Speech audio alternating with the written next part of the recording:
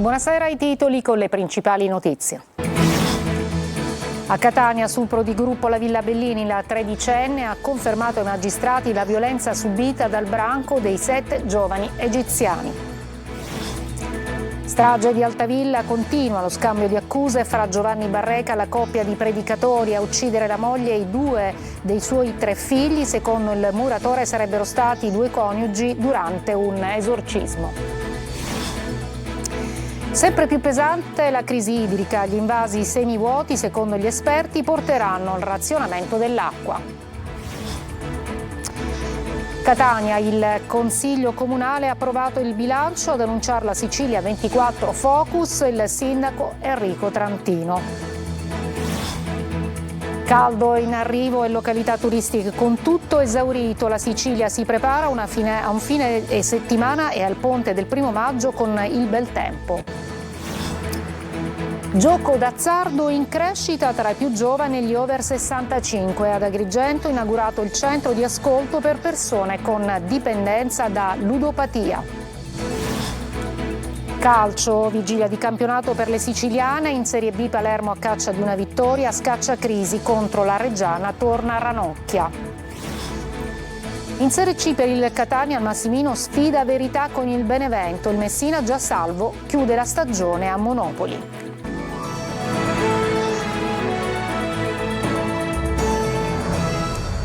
Buonasera, ha confermato quanto già raccontato ai carabinieri la tredicenne vittima dello stupro di gruppo alla Villa Bellini di Catania. Uno degli imputati maggiorenni ribalta le accuse e dice si era spogliata lei.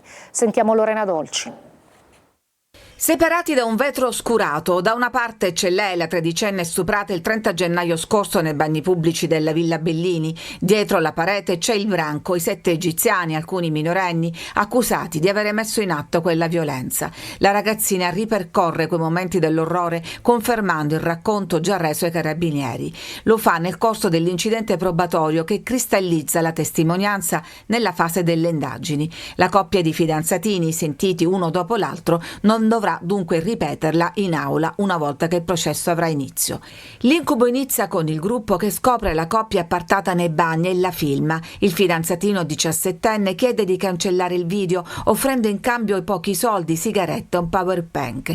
Poi la violenza vera e propria da parte di 2 egiziani. Dietro la porta chiusa del bagno, tenuto fermo a forza, c'è il fidanzatino, c'è chi lo picchia e chi vuole partecipare allo spettacolo. Esce uno, entra l'altro. Quell'attimo di distrazione e la fuga, la denuncia, gli arresti. Dicevo basta, chiedevo di smetterla, ma non riuscivo a urlare, ha ribadito la ragazza.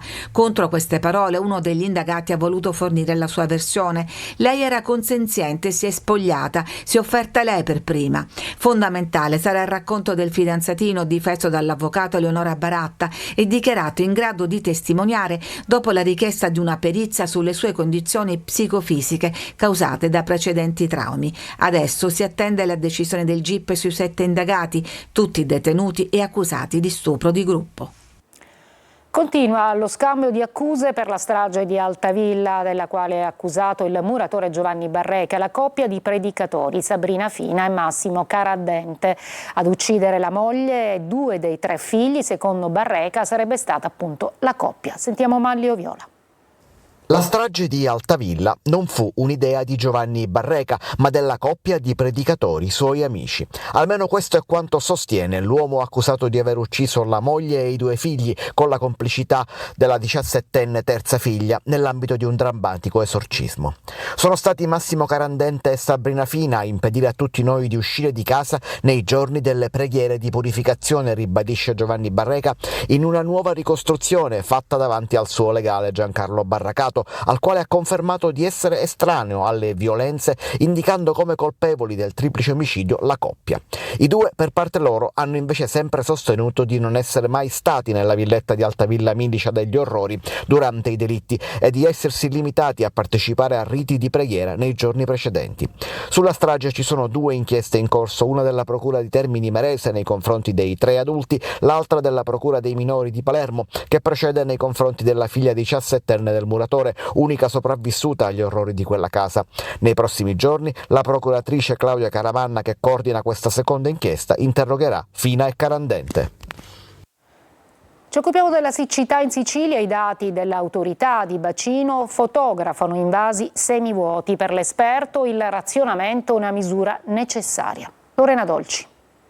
In Sicilia mancano all'appello 172 milioni di metri cubi d'acqua. In percentuale gli invasi hanno raccolto il 35% in meno rispetto all'anno scorso. Sono i dati dell'autorità di bacino che fotografano al 1 aprile una realtà sempre più preoccupante.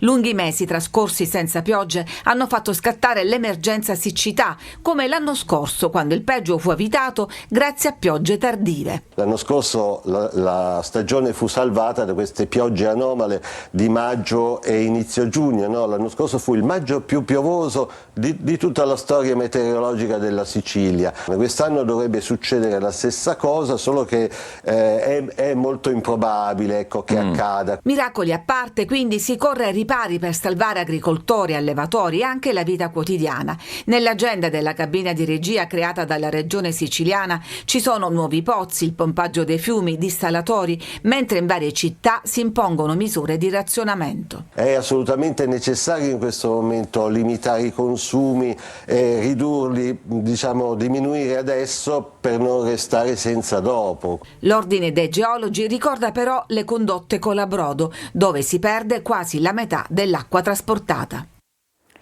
Scandalo soldi incassati e non spesi. Il progetto Sisili doveva rilanciare il turismo in Sicilia negli anni del Covid, ma è stato un flop.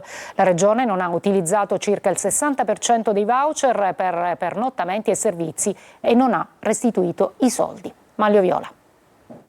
Un buco da quasi 11 milioni di euro già certificato ed altri 10 milioni di euro a rischio.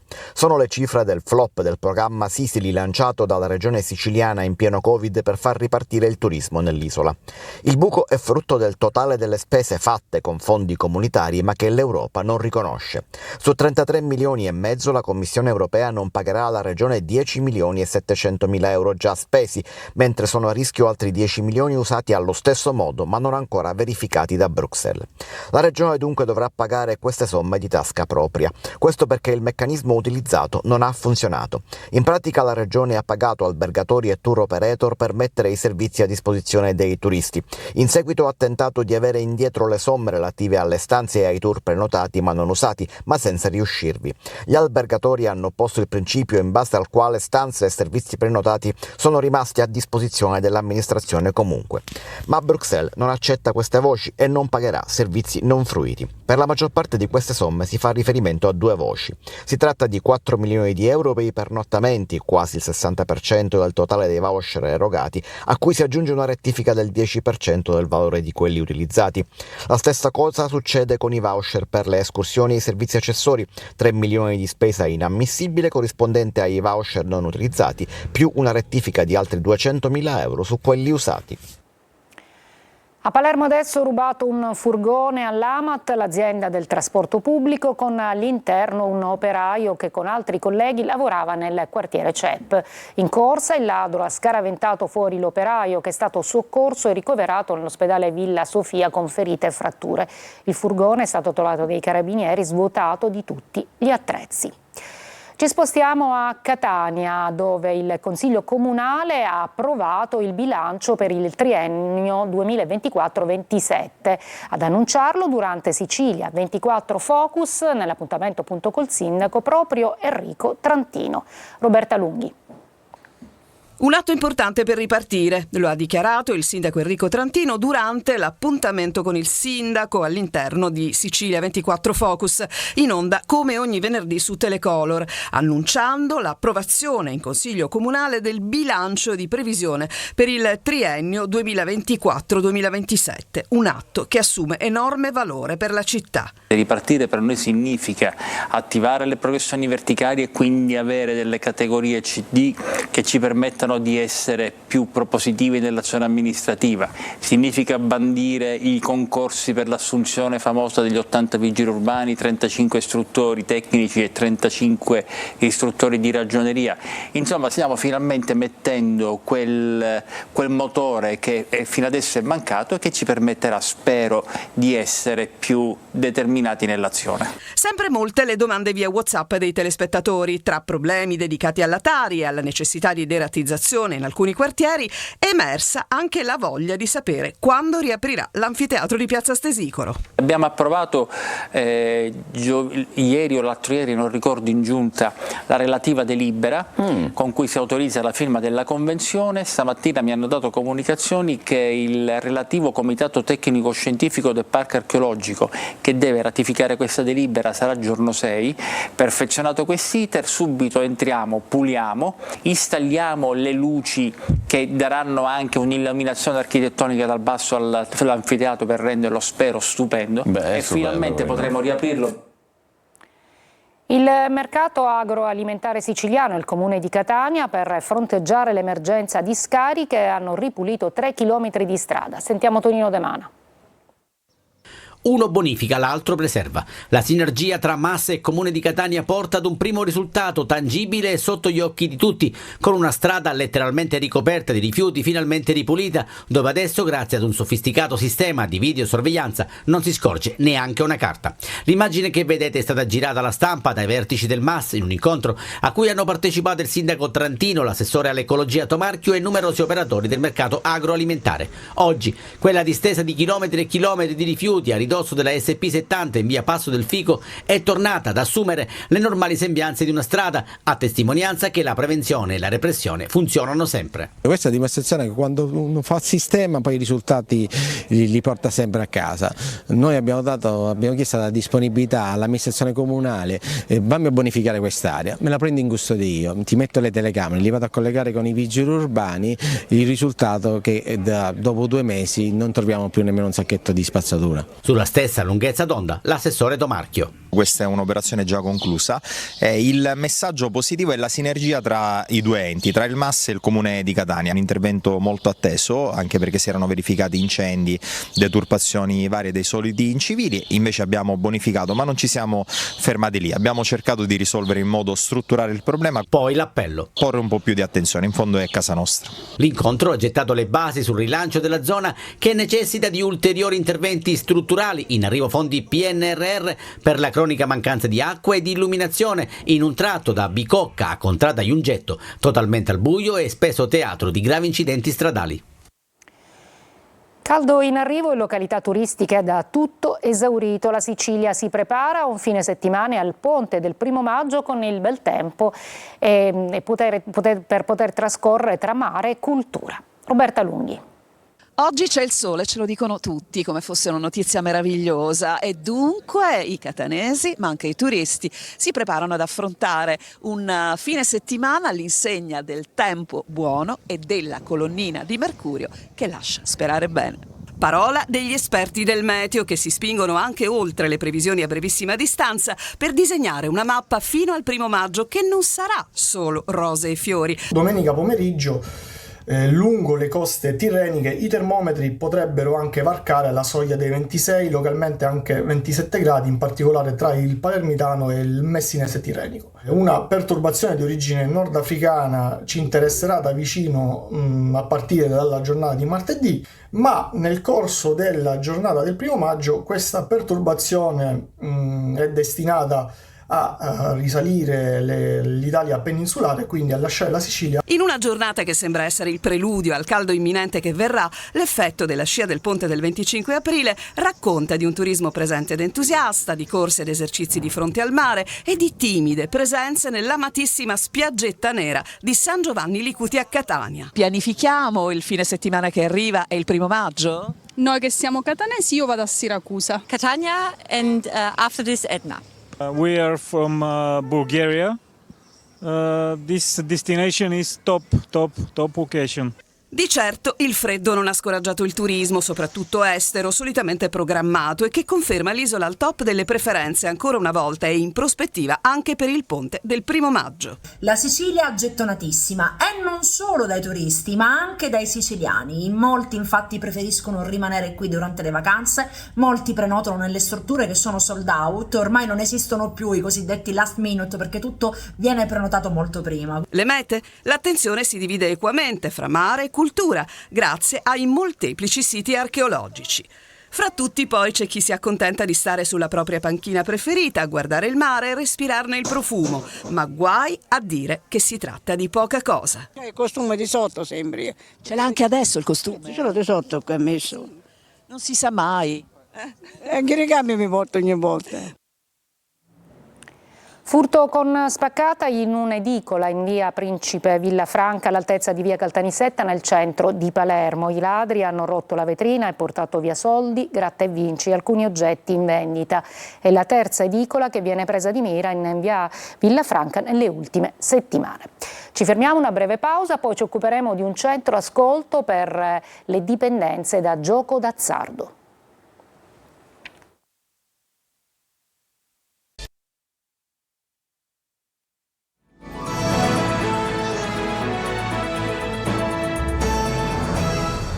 Ad Agrigento è stato inaugurato il centro di ascolto per persone con dipendenza da gioco d'azzardo. Davide Sardo.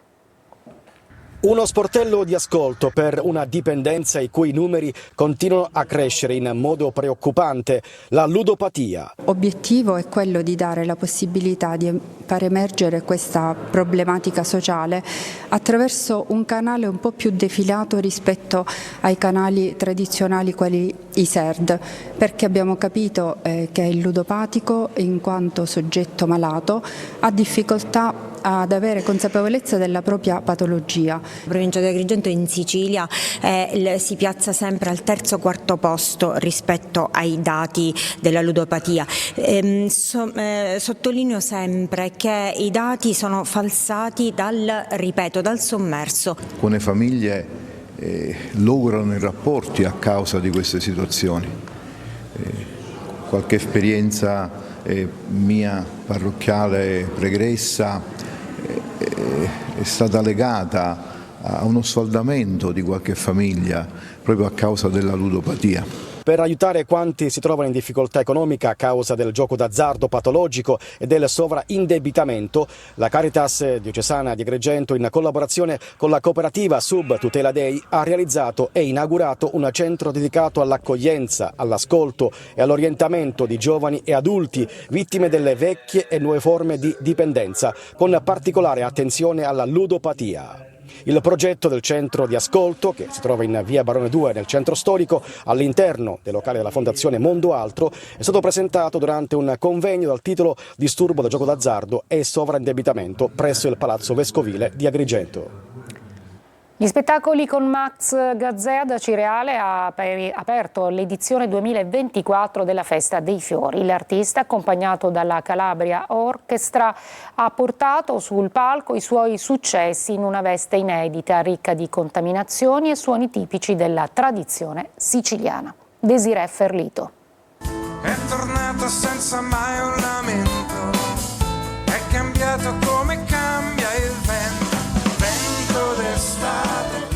Un gigante della musica italiana ha aperto da Cireale la tradizionale Festa dei Fiori. Max Gazzè si è esibito in Piazza Duomo nel suo riuscitissimo spettacolo Musica e Loci in compagnia della Calabria Orchestra.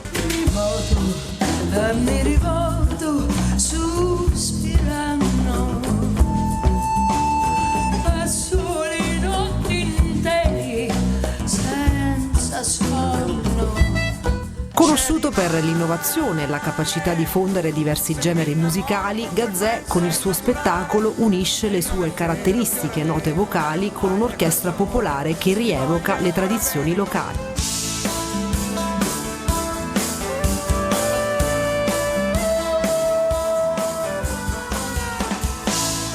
L'artista ha portato sul palco le sue canzoni in una veste inedita, piena di colori e suoni tipici della tradizione siciliana.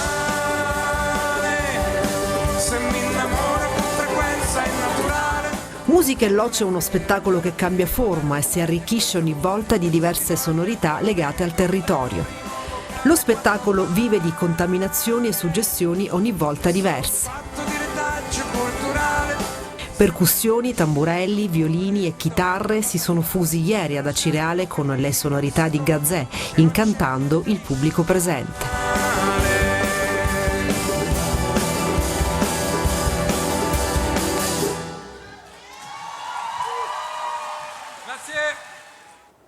Breve pausa e poi il calcio con Palermo, Catania e Messina.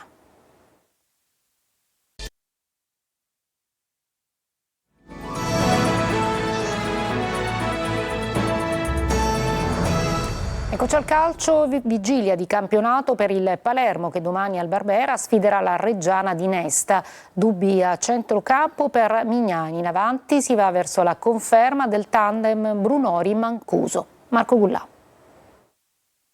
Nelle ultime 5 partite in campionato il Palermo ha raccolto solo 3 punti, una media da retrocessione. Nelle ultime 9 invece ha vinto una sola volta e per lo più contro il Lecco, ultimo in classifica. Segnali che il Palermo non è ancora guarito. La partita però di domani contro la Reggiana al Barbera può rappresentare un trampolino di rilancio, soprattutto in ottica sesto posto, visto che il Palermo, se dovesse tornare alla vittoria, ipotecherebbe la qualificazione ai playoff con il vantaggio di poter giocare la prima partita in casa e passare il turno anche pareggiando. Non poco. Michele Mignani dovrebbe confermare in gran parte la formazione che ha pareggiato contro il Parma. C'è da registrare però il rientro a pieno regime di Ranocchia, che torna disponibile dopo un mese. Il tecnico valuta il suo inserimento anche a gare in corso. 2 gli indisponibili, Basic sulla via del recupero e Di Mariano che tornerà per i playoff. In avanti si va verso la conferma del doppio attaccante con Mancuso accanto a Brunori, ancora panchina per Soleri, Insigne e Traoré. In queste settimane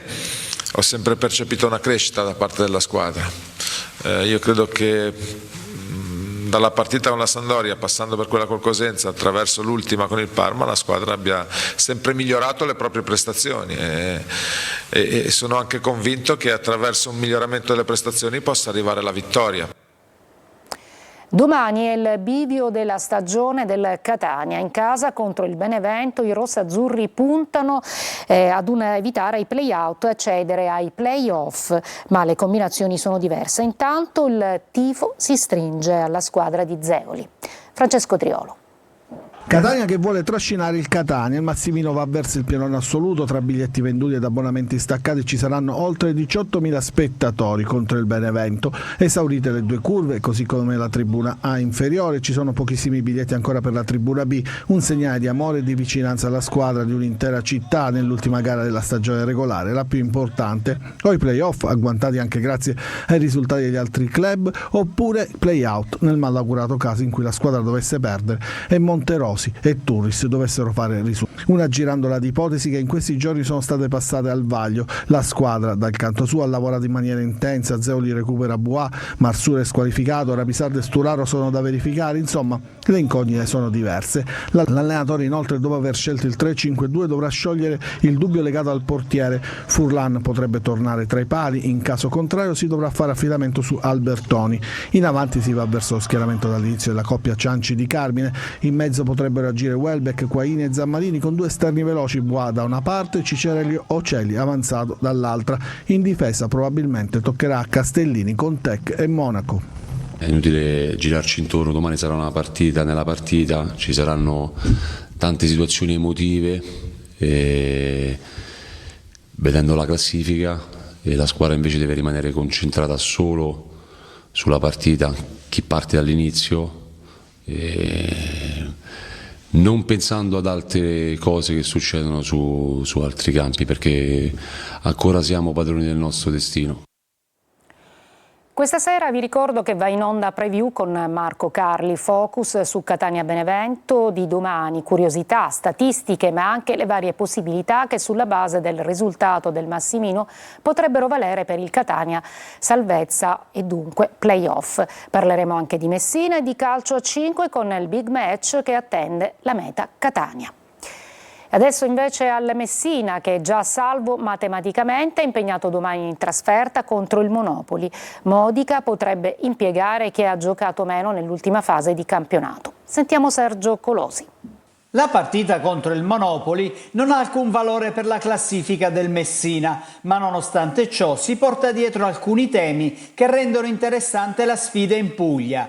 Innanzitutto potrebbe essere l'ultima gara con Giacomo Modica sulla panchina giallorossa. Il tecnico, dopo un'ottima stagione, è disponibile a trattare il rinnovo con la società, che però fino ad oggi non lo ha chiamato e le parti non sembrano per nulla vicine. Ancora di più dopo la contestazione dei tifosi al presidente Pietro Sciotto, reo di scarsi investimenti e di una stagione approssimativa con parecchie lacune organizzative e tecniche. Nulla di nuovo quindi rispetto al passato, e sulla salvezza brilla il rendimento di Modica e della squadra, quanto basta per oscurare Sciotto e renderlo ancora più taciturno del solito. A Monopoli c'è curiosità per capire se la contestazione dei tifosi proseguirà anche in trasferta, partita dove le motivazioni potrebbero fare la differenza. Messina salvo e Monopoli vicino ai play-out, previste novità di formazione in tutti i reparti, spazio a chi negli ultimi mesi ha giocato di meno. È tutto, io mi fermo qui, grazie per l'ascolto e buona serata.